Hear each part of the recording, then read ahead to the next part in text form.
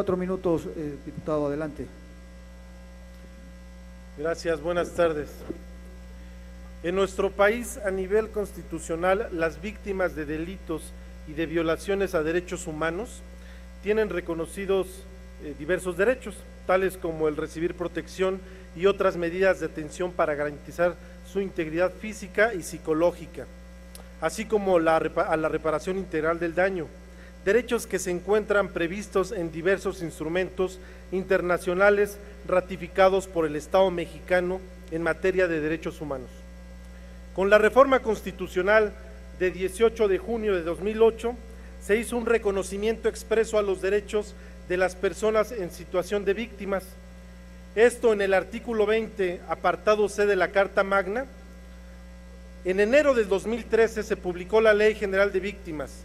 Este ordenamiento fue producto de la lucha y movilización de organizaciones de la sociedad civil y de grupos de víctimas de delitos y violaciones a derechos humanos que aumentaron significativamente a partir del creciente fenómeno de inseguridad, mismo que rebasó a las autoridades.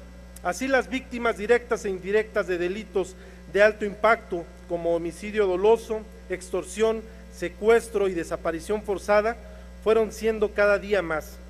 Las afectaciones se agravaron ante una respuesta gubernamental basada en una estrategia fallida, como lo han sido las políticas militares que se han venido impulsando para combatir la criminalidad, y en el mismo sentido la aplicación del mando único policial. Actualmente hay regiones enteras de nuestro país en donde el Estado de Derecho es prácticamente inexistente. Amplias zonas del país han sido azotadas por una ola de violencia criminal desbordada, dando lugar al incremento de víctimas directas e indirectas de violaciones a derechos humanos y por la comisión de delitos como los mencionados anteriormente.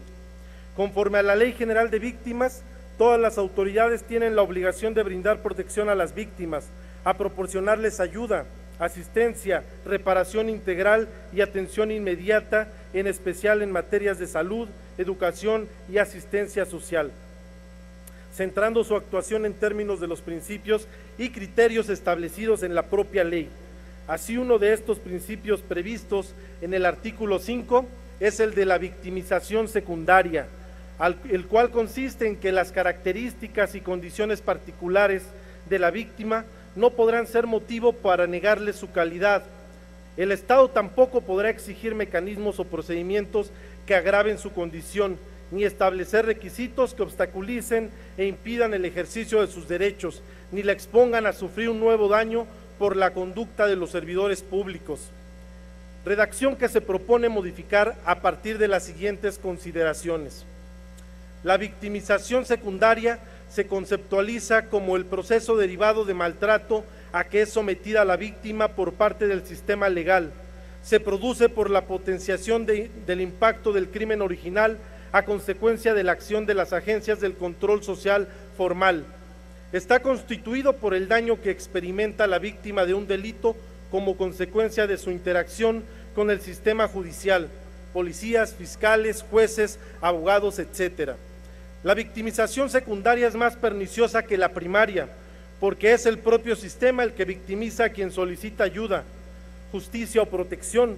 Una forma peculiar de ejercer victimización secundaria, doble victimización o revictimización, como también se le denomina a estos actos u omisiones de los servidores públicos, es colocar a las víctimas en una situación en la cual éstas se vean precisadas a estar rememorando constantemente los hechos victimizantes, lo cual les genera indudablemente un daño. Así, la revictimización es el resultado de la implementación de procedimientos de atención inadecuados, que trazan una ruta llena de obstáculos y que no respetan la vivencia penosa de la víctima, reactivando emociones negativas en relación con el delito y propiciando una repetición de la experiencia de violencia. En otros casos, son los mismos servidores públicos quienes filtran información sobre las víctimas y los hechos victimizantes a medios de comunicación, los cuales, al difundir y hacer pública dicha información, afectan a las víctimas, colocándolas en una situación de mayor vulnerabilidad, constituyendo nuevas formas de agresión hacia las víctimas. Así, medios amarillistas llenan sus espacios informativos Concluya, de datos diputado. personales, de datos personales que en todo caso resultan irrelevantes para la investigación del hecho delictivo, pero que sí visibilizan más las condiciones personales en torno a la víctima, por ejemplo, su profesión, su lugar de trabajo, su estado civil, si tenía o no problemas sentimentales, si tenía o no problemas de farmacodependencia.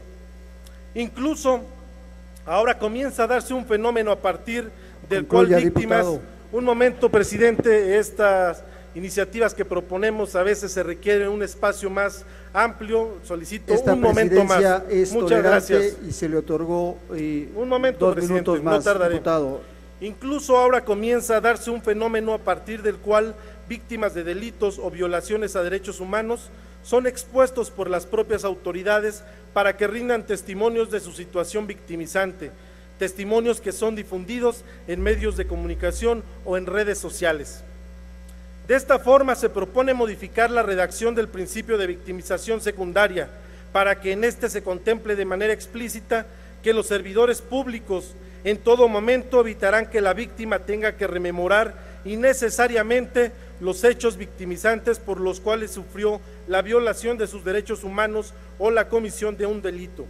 Por otra parte, se propone distinguir claramente los conceptos de víctima y de víctima indirecta, toda vez que actualmente la ley solo conceptualiza el término víctima en la fracción 19 de su artículo 6. Termino. Hablando de los derechos de las víctimas, se propone modificar la fracción 8 del artículo 7 de la ley para señalar expresamente que las víctimas tienen derecho a la protección de su identidad y otros datos personales. Se propone adicionar al último párrafo del artículo 40 la victimización secundaria como uno de los supuestos a partir de los cuales pueden ser sancionados administrativamente, penal o civilmente aquellos servidores públicos que pongan en riesgo la seguridad de las víctimas. Finalmente, se propone modificar la fracción 8 del artículo 115 de la ley para establecer como obligación del gobierno federal en materia de coordinación interinstitucional la relativa a vigilar que los medios de comunicación eviten difundir la identidad y testimonios de las víctimas, en los cuales rememoren los hechos victimizantes por los que sufrieron la violación de sus derechos humanos o la comisión de un delito, ya que por ello podría derivar en que se generen nuevos daños, violaciones o amenazas a su seguridad e intereses. En nuestro país aún hay mucho que hacer en el tema de la protección. Se excedió más de 3 minutos. Sí, estoy terminando, presidente. En nuestro país aún hay mucho que hacer en el tema de la protección a las víctimas de delitos y de violaciones a derechos humanos, para que éstas reciban una verdadera protección y se les otorguen efectivamente aquellas medidas de atención tendientes a garantizar su integridad física y psicológica. La iniciativa que ponemos a su consideración pretende contribuir a tal fin. Recordemos, existe una deuda con miles de víctimas de delitos y de violaciones a derechos humanos. ¿Es cuánto, señor presidente? Gracias, diputado. Túrnese a la Comisión de Justicia para dictamen.